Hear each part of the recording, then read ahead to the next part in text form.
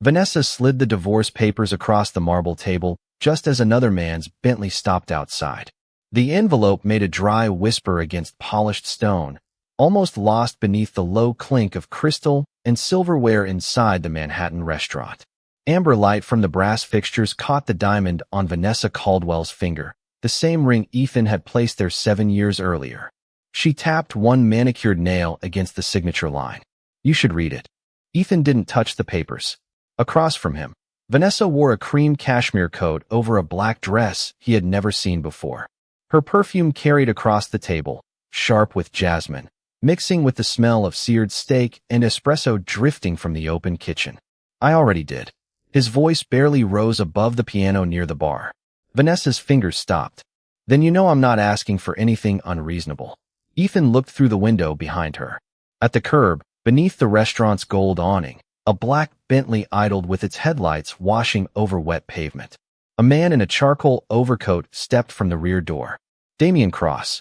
Even from 40 feet away, Ethan recognized him from financial magazines, private equity darling, photographed beside politicians, athletes, and buildings carrying his company's name. Vanessa followed Ethan's gaze and reached for her wine. "Damian understands the life I want." The stem of the glass clicked softly against her wedding ring. "And what life is that?" Ethan asked. She gave a small laugh. "Not warm enough to reach her eyes. One where I don't spend another 10 years waiting for my husband to become someone." Ethan's thumb moved once along the edge of the envelope. For 7 years, Vanessa had watched him leave their apartment in plain navy suits, take quiet calls in hallways, and refuse every invitation to display money he never discussed. She had mistaken privacy for limitation. Tonight, she seemed certain of it. "Damian doesn't apologize for ambition," she continued. "He walks into a room, and people know his name." The restaurant door opened. Cold air swept through the dining room, carrying exhaust and the metallic smell of rain from Park Avenue. Damian entered without removing his gloves. A silver watch flashed beneath his cuff as he approached their table. He rested one hand on the back of Vanessa's chair as naturally as if Ethan's marriage had already become old furniture. "Everything okay?" Damian asked her. Vanessa looked at Ethan. "It will be when he signs." Ethan finally picked up the pen. Damian's mouth curved slightly. Vanessa watched the paper, not Ethan's face. The nib scratched once, twice, then stopped.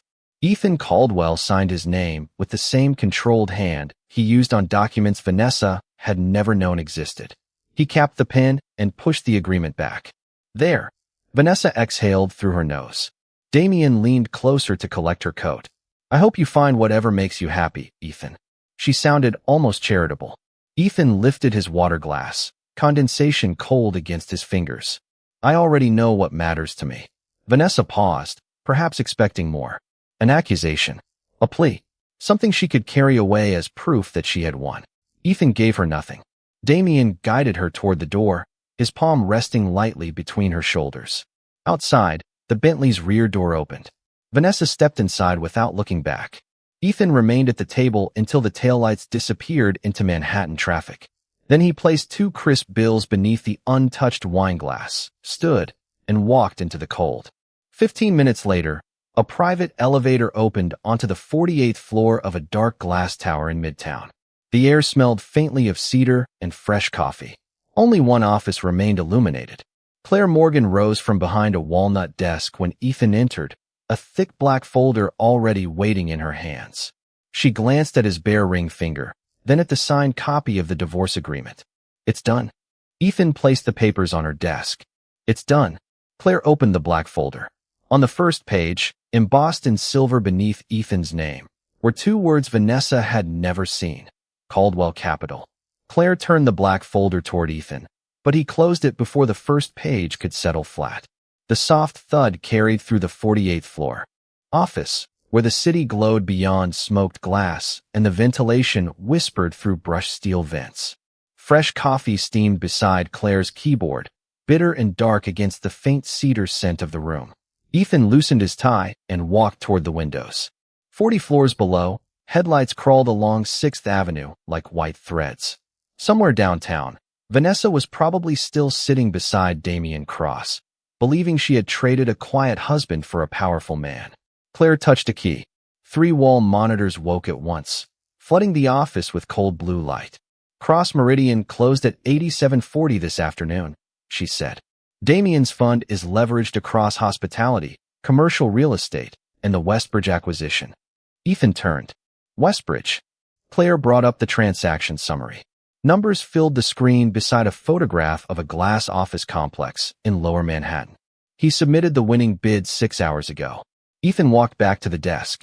His cuff brushed the folder Vanessa had never known existed. Caldwell Capital had spent nearly 11 months positioning for Westbridge through subsidiaries, lenders, and minority partners, never attaching Ethan's name publicly. The acquisition was supposed to close quietly next quarter. Damian had entered late, and somehow bid just enough to move ahead of them. Claire slid a printed term sheet across the walnut surface. The paper felt warm from the laser printer. His offer beat ours by less than 1%. Ethan read the figure once. Then again. At the restaurant, Vanessa's voice returned with uncomfortable precision. Damian understands the life I want. He walks into a room, and people know his name. Ethan set the page down. When did Cross start looking at Westbridge? 3 weeks ago. Claire's answer came immediately. 3 weeks. Ethan's jaw shifted once. Vanessa had still been sleeping beside him 3 weeks ago. She had still been asking why he came home late, why he took calls in the hallway, why a man with such an ordinary title needed meetings that stretched past midnight. Ethan had never discussed confidential deals with her, but pieces of a life could become information without anyone realizing their value. A building name glimpsed on a folder, a dinner canceled for a lender meeting, a comment overheard through a half-closed door. Claire watched him reach for his phone. What are you doing? Changing access. Ethan opened a secure authentication app and revoked the household credentials attached to the apartment Vanessa had just left behind. The private office entry, shared cloud storage, building guest permissions. Green icons turned gray one by one. It was not retaliation. The marriage was over. So was her access to anything connected to his business. Have legal preserve the access logs, he said.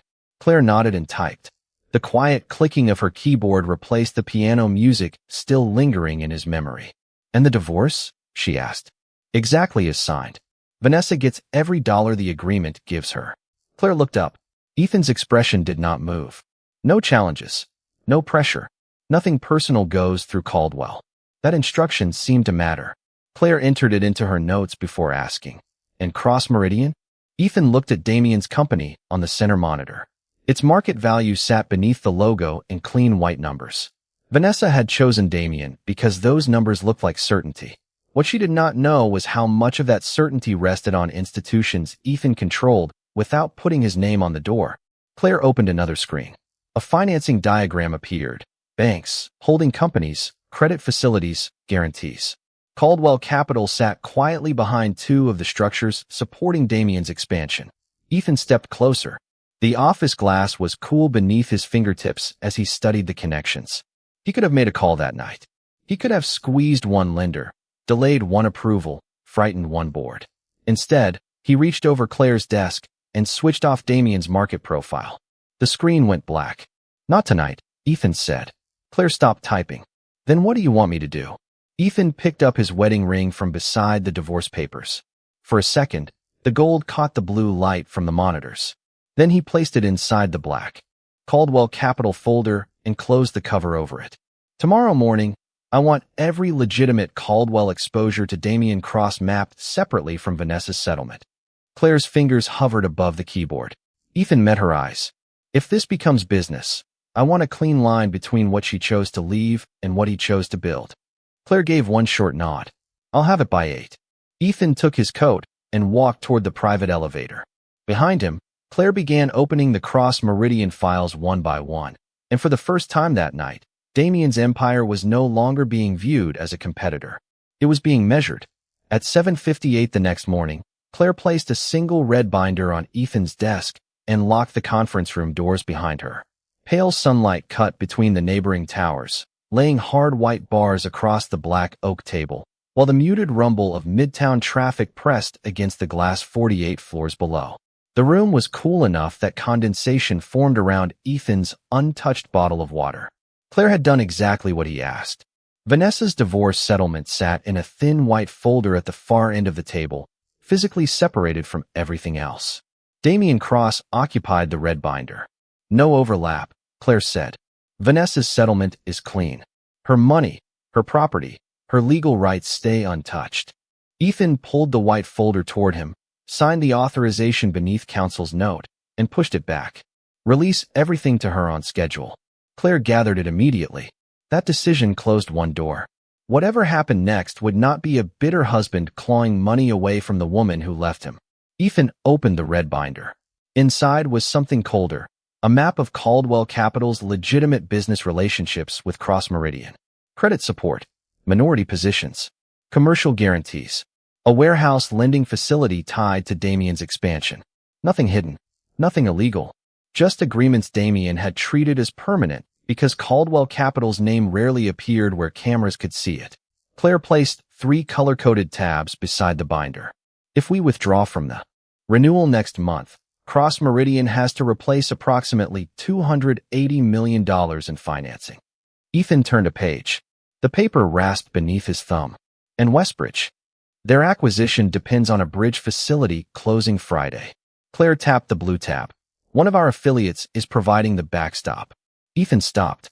The fluorescent strip beneath the cabinet hummed softly. Coffee from the reception area carried a roasted, almost burnt smell through the open interior door. Friday. Damian had taken Vanessa out of Ethan's life, believing money had made him untouchable. Now the first major deal of Damian's future was waiting on capital connected to the husband Vanessa had dismissed as a man who would never become anyone. Ethan closed the binder. Cancel the discretionary support for Westbridge. Claire did not move. The commitment hasn't been executed, so we can walk away without breach. Then walk. She reached for her tablet. Ethan raised one finger. Only ours. No calls to other lenders. No pressure on the board. No interference with Vanessa. Claire's eyes held his for a second before she nodded. Understood. Her stylus touched the screen. One authorization request appeared on Ethan's monitor. He read every line, pressed his thumb to the security key, and approved it. A green confirmation flashed once. Somewhere else in Manhattan, a financing assumption Damian Cross had counted on ceased to exist. Ethan stood and crossed to the windows. There's something else, Claire said. She placed a glossy investor presentation beside the red binder. Damian and Vanessa smiled from a photograph taken the previous evening outside a private club, her hand tucked through his arm. Ethan did not touch the picture. Claire flipped past it to Cross Meridian's Westbridge presentation. Damian is publicly treating the acquisition as completed. He has a press event scheduled for Friday afternoon. Ethan's gaze moved to the closing timetable. Before the financing closes? Yes. A phone vibrated against the table. Claire glanced down. Cross Meridian's CFO. Ethan looked at the caller ID, then slid the phone back toward her without answering. Let them learn through counsel. Claire silenced it. 10 seconds later, another call appeared. Then another. The room remained still except for the faint buzz of each unanswered vibration. At 8:17, Claire's email chimed. She opened the message and turned the tablet toward Ethan. Caldwell's affiliate had formally declined participation in the Westbridge Bridge facility. Ethan read the confirmation, then picked up the red binder and handed it to Claire. How much of Cross Meridian survives without relationships tied to us? If we unwind only what we legally control? Claire asked. Only what we control. Her eyes dropped to the binder. Less than Damian thinks. Ethan walked toward the conference room door, then stopped with his hand on the cold steel handle. The wedding ring was still inside the black Caldwell Capital folder in his office. He did not need to see it again. Claire. Yes. He turned just enough for the morning light to catch one side of his face. His voice remained quiet. Take everything from them. By noon, Damian Cross was standing beneath studio lights telling financial reporters that Westbridge would close exactly as planned. The ballroom at the Lexington Hotel smelled of polished wood and fresh coffee, and the white glare from television panels sharpened every edge of Damian's navy suit. Vanessa stood 6 feet away near a row of leather chairs, watching him answer questions beneath a screen displaying Cross Meridian in silver letters. Our financing is fully supported, Damian said, smiling as camera shutters snapped. Friday is simply paperwork. Vanessa's phone vibrated inside her handbag. She ignored it. Damian stepped from the stage 10 minutes later and placed a hand at her waist as photographers crowded closer. "Dinner at Le Bernardin tonight," he murmured. "We should celebrate before everyone else catches up." His phone buzzed. Damian glanced at the screen. The smile remained for half a second too long. Then he turned away from the cameras. "Excuse me." Vanessa watched him cross behind a velvet partition. His voice dropped, but the ballroom had gone quiet between interviews. "What do you mean they withdrew?" A server passed Vanessa, carrying champagne flutes, leaving behind the crisp scent of citrus and chilled wine. Damian turned his back to the room. "Replace them." Silence. "Then call another lender." Another silence. His fingers tightened around the phone until the leather case bent slightly. Vanessa approached. "What happened?" Damian ended the call. "Nothing. You just told 50 reporters the financing was secure. And it will be." He straightened his cuff and walked back toward the cameras before she could ask again. 48 floors above Midtown, Ethan sat at the head of Caldwell Capital's investment committee table while Claire removed the Westbridge file from the active portfolio stack. Morning sunlight had faded to a dull silver against the windows. The room carried the dry smell of printer paper and espresso, while a clock above the door clicked through the silence. "Our affiliate is officially out," Claire said. "Cross Meridian has until Thursday at 5 to replace the backstop, or the bridge lender can refuse to fund Friday's closing." Ethan signed the withdrawal acknowledgement. "No extensions from us." Claire took the page. That was all. No threatening call. No message to Vanessa. No attempt to embarrass Damian. One signature, and the first support beam beneath Damian's celebrated acquisition disappeared. At 3:42, Cross Meridian began calling lenders. At 4:10, 2 declined. At 4:37, a third demanded additional collateral. Damian left the hotel through a service entrance instead of the lobby. Vanessa followed him into the Bentley, where the cabin smelled of new leather and Damian's expensive cedar cologne. The door shut with a heavy seal, muting Manhattan to a distant hum. "Cancel dinner," he told the driver. Vanessa looked at him. "Damian." He opened his laptop. "Not now." "Is Westbridge in trouble?" His fingers froze above the keyboard. "It's a temporary financing issue." "How temporary?" Damian looked through the tinted window instead of answering. His phone rang again. This time Vanessa saw the caller before he turned the screen face down. "Northstar Credit. You said everything was supported." "It was." "By who?" Damian's eyes shifted toward her. "A private capital group." "Which one?" The Bentley stopped at a red light. Outside, a delivery truck hissed against wet pavement, and neon from a pharmacy sign pulsed red across Damian's face. He picked up his phone. "Someone pulled out this morning. That's all you need to know." Vanessa's hand slowly released the clasp of her handbag. Across town, Claire entered Ethan's office carrying no binder this time. Only a one-page notice. Cross requested an emergency extension. Ethan read the request while the low hum of the building filled the room. Damian wanted 72 additional hours. Ethan placed the page flat on the desk and drew a single line through the request. "Denied." Claire collected it. "That leaves them 31 hours. Ethan looked past her toward the city. Somewhere among those lights was the woman who had divorced him because she believed Damian's wealth represented security. Now Damian had until 5 o'clock Thursday to prove that wealth could stand without Ethan beneath it. At 5:03, Claire transmitted the denial. 3 minutes later, Damian's lender issued the formal deadline. Replace the missing backstop by Thursday at 5, or Westbridge would not close. At 9:14 Thursday morning, Vanessa watched Damian offer his penthouse as collateral for a deal he had called untouchable 24 hours earlier. The conference room at Cross Meridian smelled of burnt coffee and warm electronics, while hard white light from recessed fixtures reflected across a table crowded with loan documents. Damian stood at the far end without his jacket, one sleeve pushed above his wrist, his phone pressed against his ear. "The residence is worth $12 million, he said. "Add the Hamptons property if you need more coverage." Vanessa's hand stopped above her coffee cup. Damian had brought her there because they were supposed to leave for lunch after his financing call.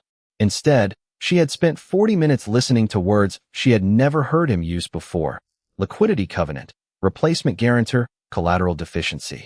He ended the call and dropped the phone onto the table. "They want $25 million in additional security. Yesterday you said this was temporary." Vanessa's heel made a small click against the stone floor as she stood. Damian gathered the scattered papers too quickly. It is. Then why are you putting your home against it? He looked at her. For the first time since she had met him, he did not have an answer ready. A notification sounded from his laptop. Damian opened it, read 3 lines, and snapped the screen shut. We're leaving. Where? North Star. 40 minutes later, Vanessa sat beside him inside a private lending office overlooking Bryant Park. The room was colder than Cross Meridian, the air carrying the sterile scent of leather conditioner and copier toner. A senior credit officer pushed Damian's proposed collateral package back across the table. It isn't sufficient. Damian's jaw tightened. You financed 2 of our acquisitions last year, under a different credit structure. What changed? The banker folded his hands. Your support changed. Vanessa turned slightly toward Damian. What support? Damian ignored her. Give me the number. Without the previous backstop, we would need substantially more equity and a lower advance rate. From whom? Vanessa asked. Neither man answered immediately. The silence lasted long enough for the ventilation system to become audible. Damian finally stood. We're done here. Vanessa remained seated. Who was backing you? Damian's palm flattened against the polished table. Vanessa, you told me your company was independent. It is. Then say the name. The banker lowered his eyes to the documents. Damian pulled on his jacket. Outside, Vanessa followed him into the elevator lobby, where sunlight flashed against brass doors and the marble beneath her shoes felt almost slick. When the elevator arrived, Damian stepped inside. Vanessa did not. She held the doors with one hand. Who? His face hardened. A Caldwell affiliate. Her fingers loosened from the door. Caldwell. It's a common name. The doors began closing. Vanessa stopped them again. Ethan's name is Caldwell. Damian looked past her toward the empty hallway. That hesitation answered more than his words could. Vanessa stepped into the elevator. Did you know? Know what? That Ethan was connected to your financing. I knew Caldwell Capital had interests in the structure. I didn't know your ex-husband had anything to do with it. The elevator descended with a low mechanical hum. Vanessa stared at the glowing floor numbers. 21, 20, 19. You told me Ethan was irrelevant. Because that's what you told me. Damian's words landed between them. Vanessa's hand moved toward her wedding ring finger before stopping against bare skin. Across Midtown, Ethan entered Caldwell Capital's main boardroom as Claire handed him a printed confirmation. Cross Meridian had pledged additional collateral, but it still had not replaced the Westbridge backstop. Ethan placed the page on the table without sitting. Time: 4 hours and 12 minutes. Claire's phone vibrated. She checked the screen, then held it toward him. Vanessa. Ethan looked at her name. For 7 years, he had answered almost every time she called. He took the phone from Claire, pressed accept, and raised it to his ear. Neither spoke for a moment. Through the receiver came the muted sound of Manhattan traffic and Vanessa's breathing. Ethan, she finally said. What exactly is Caldwell Capital? Ethan looked through the glass wall at dozens of employees moving across the trading floor beneath the silver Caldwell logo. Something you never wanted to ask about. Silence. Then Vanessa's voice dropped. Are you the reason Damian is losing Westbridge? Ethan glanced at Claire. She was already watching the clock. 3 hours, 59 minutes. No, he said.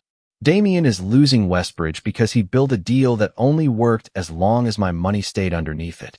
Vanessa said nothing. Ethan ended the call first. At 5 o'clock, the Westbridge acquisition died while Damian Cross was still telling Vanessa he could save it. The digital clock on the conference room wall changed from 4:59 to 5 o'clock with a silent red blink, and 3 seconds later Damian's laptop chimed. Outside the floor-to-ceiling windows, Manhattan burned orange beneath the setting sun. Inside, the air conditioning blew cold across abandoned coffee cups and stacks of financing documents. Damian opened the message. Vanessa watched his eyes move across the screen. His hand tightened around the edge of the laptop. What does it say? She asked. He shut it. The bridge lender terminated. The words hung beneath the low mechanical hum of the ventilation system. Vanessa looked at the presentation board still standing against the wall. Westbridge, closing Friday. Only yesterday, Damian had posed beside those words for cameras. Now his phone began ringing. First his CFO, then outside counsel, then a board member. Damian rejected all 3 calls and grabbed his jacket. We're going to the gala. Vanessa stared at him. Your deal just collapsed. Which is exactly why we're going. He pulled his cuff straight. Half the people who can refinance Westbridge will be there tonight. And Ethan? Damian's hand stopped at his sleeve. Vanessa had not said her former husband's name since the call ended hours earlier. Damian looked toward the darkening windows. If Caldwell Capital is there, I'll handle Caldwell Capital. Vanessa picked up her handbag, but her fingers remained around the leather handles for several seconds. You didn't even know Ethan was Caldwell Capital. Damian stepped close enough that she could smell the bitter coffee on his breath beneath the cedar cologne. Neither did you. 2 hours later, black cars lined the entrance of the Metropolitan Finance Foundation's annual gala on Fifth Avenue. Camera flashes burst against polished stone, and the revolving doors released waves of warm air carrying perfume, champagne, and fresh-cut lilies into the cold night. Damian stepped onto the carpet first. By the time Vanessa joined him, his public smile had returned. He placed a hand at her back and guided her past reporters as though Westbridge were still his. Inside, a string quartet played beneath crystal chandeliers. Bankers and fund managers clustered beneath 20-foot ceilings, their voices blending with the soft clink of champagne glasses. Damian moved immediately from one lender to another. Vanessa followed for the first 10 minutes. Then she stopped. Every conversation ended the same way. A handshake, a careful smile, no commitment. Across Midtown, Ethan stood before the mirror in his private office while Claire adjusted a black folder beneath her arm. His tuxedo was simple, perfectly cut, without a visible designer mark. The room smelled faintly of cedar and starch, and city light moved across the glass behind him. Claire checked her watch. Cross lost Westbridge at 5. Ethan fastened one cuff. I know. His board has requested an emergency meeting tomorrow morning. Ethan picked up his jacket. Claire studied him. We can cancel tonight. Why? Damian will be there. Ethan slid one arm into the jacket. So will Vanessa. Claire waited. Ethan looked once toward the black Caldwell Capital folder on his desk, the wedding ring still sealed inside it, then switched off the lamp. Tonight, we do nothing. At the gala, Damian was speaking to a managing director from North Star when movement near the entrance changed the room. It happened gradually. One conversation stopped. Then another.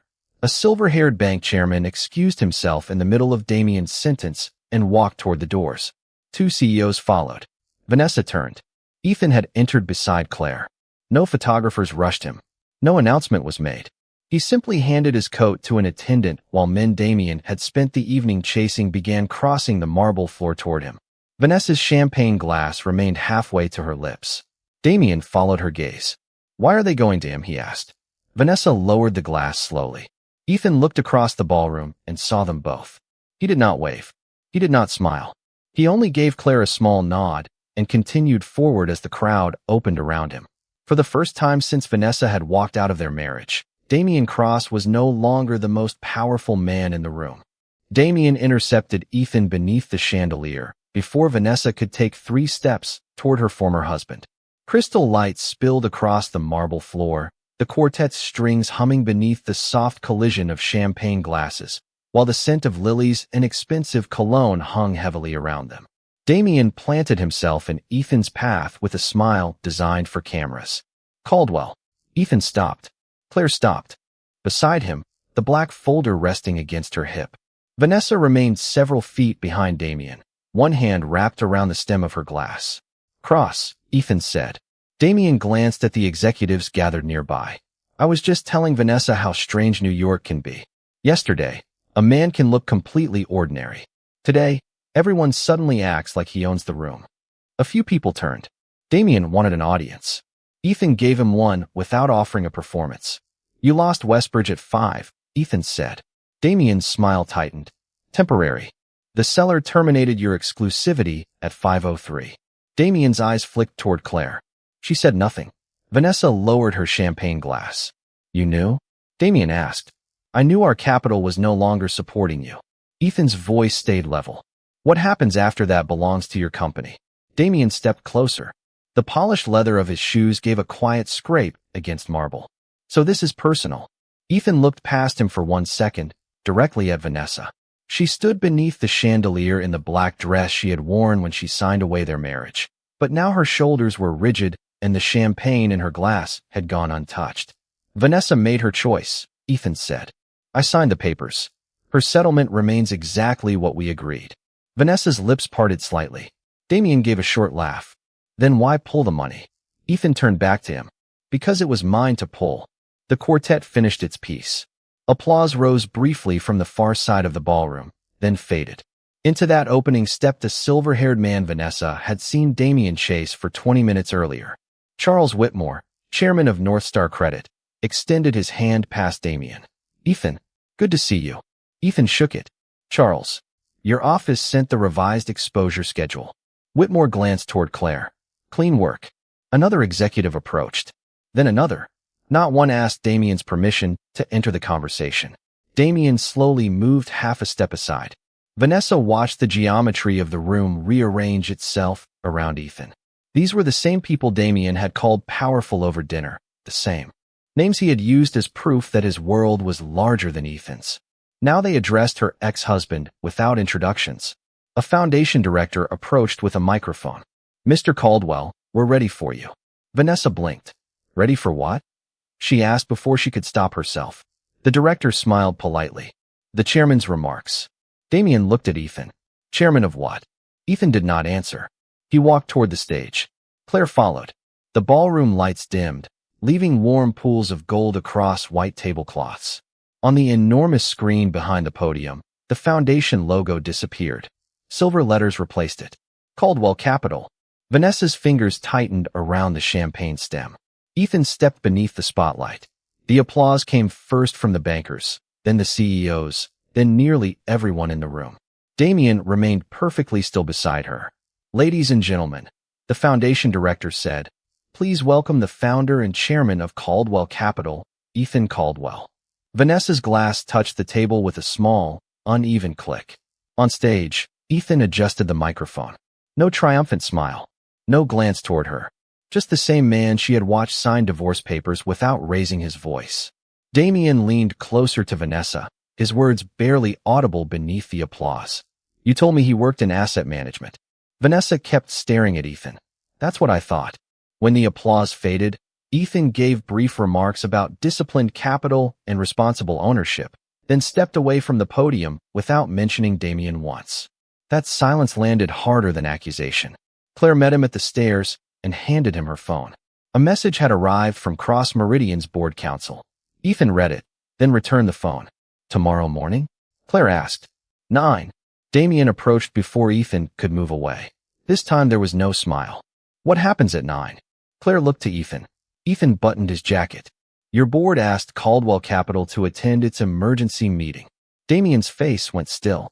Ethan stepped past him, then paused beside Vanessa for only a second. You wanted a man whose name mattered when he entered a room, he said quietly. His eyes shifted toward Damian. Tomorrow, you'll find out whose name is on the paper that keeps his company alive. At 9 the next morning, Damian entered his own boardroom and found Ethan already seated at the head of the table. Gray daylight poured through the glass walls of Cross Meridian's 52nd floor, turning the chrome fixtures almost white, while the room smelled of cold coffee, leather portfolios, and the faint toner heat of freshly printed documents. Claire sat to Ethan's right with the same black folder Vanessa had seen at the gala. Vanessa had come with Damian, but she stopped inside the doorway when she saw where everyone was sitting. Damian's chair, the one he normally occupied beneath the Cross Meridian logo, had been moved halfway down the table. What is this? He asked. No one answered immediately. The chairman of Cross Meridian's board pushed a document toward him. Sit down, Damian. Damian remained standing. Ethan did not look at him. Claire opened the folder and distributed a series of notices, each page landing against polished walnut with a soft slap. Caldwell Capital and its controlled affiliates are exercising contractual rights under 3 existing facilities, she said. No new penalties. No accelerated terms beyond the agreements already executed by Cross Meridian. Damian grabbed the first page. His eyes moved faster with each line. The warehouse facility would not renew. Caldwell's minority investment vehicle would decline further capital. A commercial guarantee tied to 2 Cross Meridian properties would expire on schedule. The company would now have to stand on its own balance sheet. You can't strip all of this at once, Damian said. Ethan finally raised his eyes. We're not stripping anything. His voice barely carried beyond the table. We're stopping. Damian threw the pages down. Same difference. No. Ethan placed one hand on the black folder. The difference is that you built your empire assuming my capital would always remain underneath it. Vanessa's gaze dropped to the documents. Numbers covered the pages, hundreds of millions in facilities, guarantees, and investments. She looked at Ethan as if measuring the distance between the man at that table and the husband she had once mocked for wearing the same 3 Navy suits. Damian turned toward the directors. I can refinance. The board chairman slid another page forward. Then you'll have to do it without company authority. Damian stared at him. What does that mean? Effective immediately, the board is suspending your authority to pledge additional corporate assets pending a liquidity review. The air conditioning clicked on. Somewhere beyond the glass, phones rang across the trading floor. Damian's hand flattened against the table. You're removing me? We're protecting the company. Because he told you to? Damian pointed at Ethan. Ethan's chair did not move. The chairman shook his head. Because Westbridge exposed how dependent we are on financing you represented as secure. Damian turned on Vanessa. Say something. She did. Did you know? Her voice was quiet. Know what? That the life you showed me depended on Ethan's money. Damian's mouth opened, then closed. Vanessa stepped closer to the table. Her heels made 2 sharp clicks against the stone floor. The Bentley. Damian looked away. Claire turned 1 page. Leased through Cross Meridian Executive Services. Vanessa swallowed. The penthouse. Another page. Pledged to North Star yesterday. The Hamptons house. Damian struck the table with his palm, rattling the water glasses. Enough. Vanessa did not move. Ethan did. He rose slowly and buttoned his jacket. She asked you a question. Damian's face tightened. Stay out of this. Ethan looked at Vanessa, then back at Damian. I stayed out of your relationship. I stayed out of her settlement. I stayed out of your company until your company required my capital to keep pretending it was stronger than it was. Claire closed the folder. There's one remaining matter. She slid a final notice toward the board. Caldwell Capital held a contractual purchase option on a block of preferred Cross Meridian shares if specific liquidity covenants were breached. Westbridge had triggered them. The board chairman read the page twice. Damian went completely still. If Caldwell exercises, Claire said, it becomes the company's largest preferred shareholder. Ethan picked up a pen. Vanessa watched his hand, the same hand that had signed their divorce papers without argument. Damian stared at the signature line. Ethan. For the first time, there was no mockery in his voice. Don't. Ethan signed. The pen scratched softly across the paper. Claire collected it and checked the time. Effective immediately.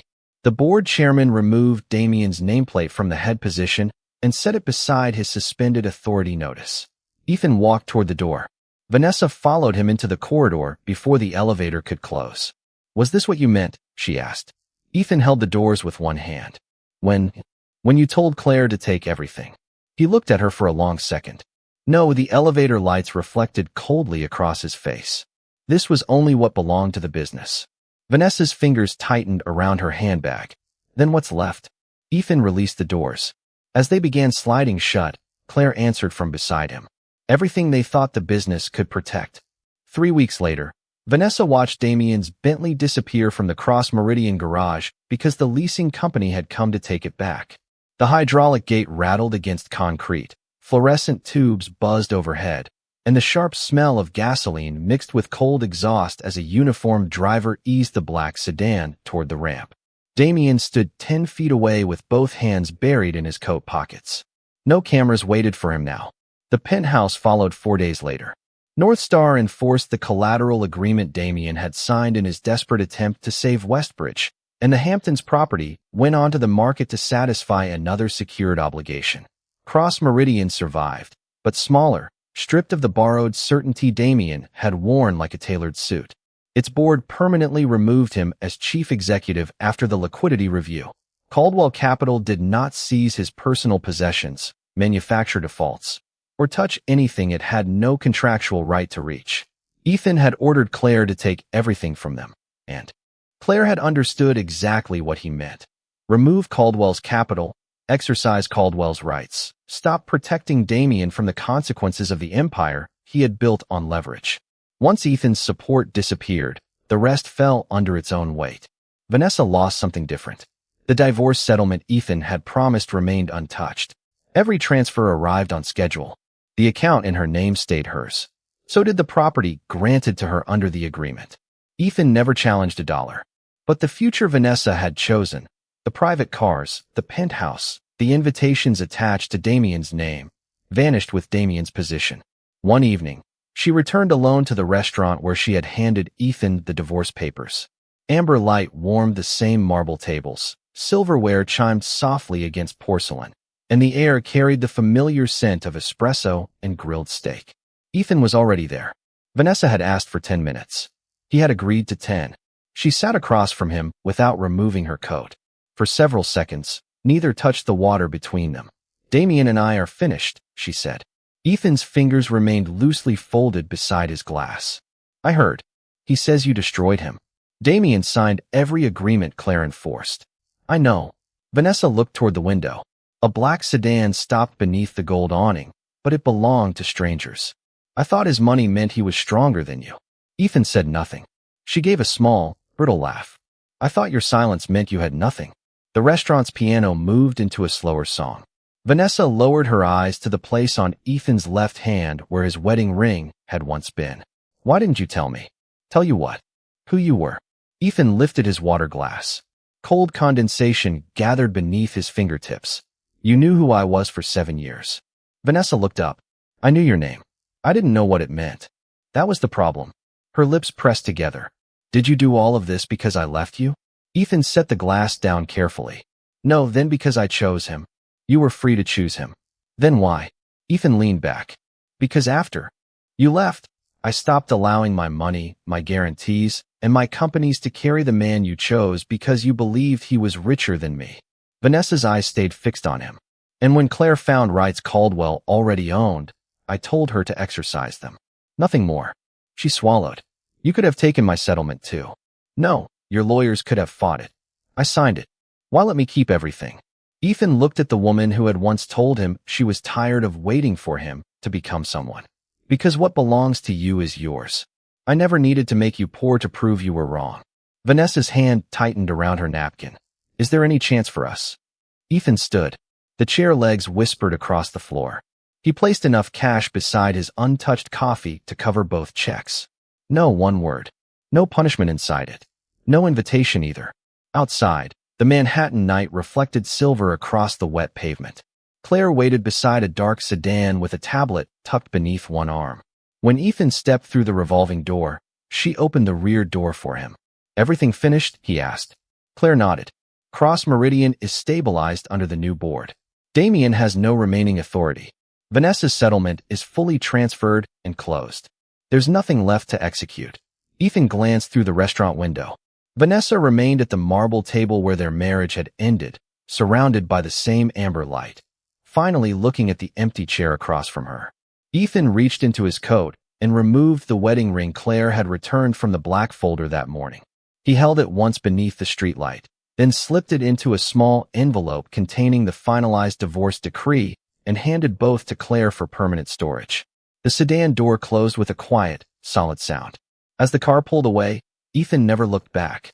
Vanessa had divorced him for a richer man, only to discover that the fortune she chose had been standing on her husband's shoulders, and Ethan's final victory was not taking her back, but taking those shoulders away.